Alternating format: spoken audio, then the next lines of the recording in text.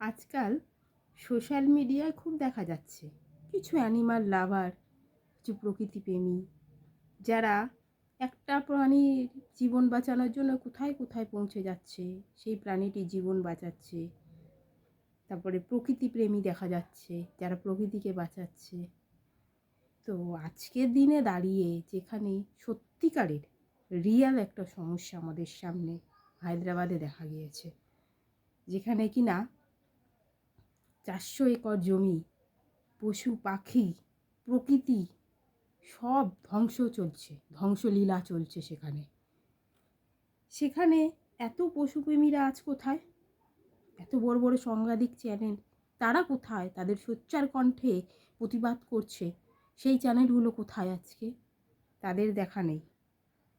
হায়দ্রাবাদে গাছের পর গাছ কেটে ধ্বংস হচ্ছে আমাদের প্রকৃতি, শেষ হয়ে যাচ্ছে কত নিরীহ প্রাণ, বাসস্থান হারাচ্ছে কত অবলা। এখন সব কোথায়? প্রাণীগুলির চোখে শুধু বেদনা ভরা আশা। কাদের দিকে? শিক্ষিত সমাজদের দিকে তাকিয়ে। এই কিনা শিক্ষিত সমাজ, হ্যাঁ, যাদের প্রাণীগুলো অবলা প্রাণী, নিরীহ প্রাণী, নিজেদের প্রকৃতি, তার প্রতি দয়া মায়া নেই। ডেভেলপমেন্ট চলছে, ডেভেলপমেন্ট, ধ্বংসের ডেভেলপমেন্ট চলছে। তাদের দিকে তাকিয়ে আশা, কিসের আশা? না কেউ আসবে, কেউ তাদের বাঁচাতে আসবে, তাদের প্রকৃতি বাঁচাতে আসবে, তাদের জীবন বাঁচাতে আসবে, তাদের বাসস্থানগুলো বাঁচাতে আসবে। তবে আর কিসের অপেক্ষা, কিসের শিক্ষিত সমাজ?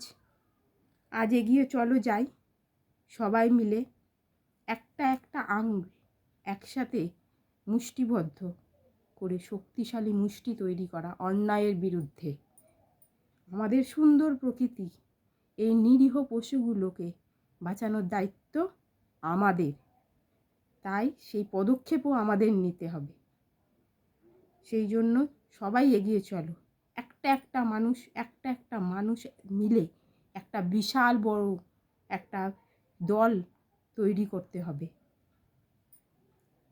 যেখানে হায়দ্রাবাদের কিছু শিক্ষিত যুব সমাজ, যাদের নাবালক সমাজ বলা যায়, তারা সেখানে প্রত্যেকটা গাড়ির ট্রাক্টরের মুখে দাঁড়িয়ে বসে রয়েছে যে তারা জঙ্গল ধ্বংস করতে দেবে না। আমরা এদেরকে নাবালক বলি, এদেরকে বলি যে কলেজে পড়ে, এদের আর কি বুদ্ধি আছে?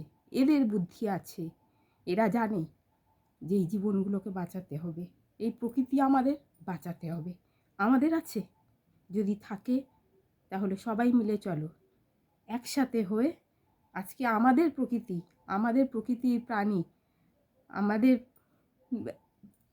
প্রকৃতির প্রত্যেকটা প্রাণী, যেমন আমাদের ময়ূর, আমাদের জাতীয় পাখি, আজ সেই ময়ূর ধ্বংসের মুখে। সবাই মিলে একসাথে চলো, বাঁচাই আমাদের প্রকৃতিকে।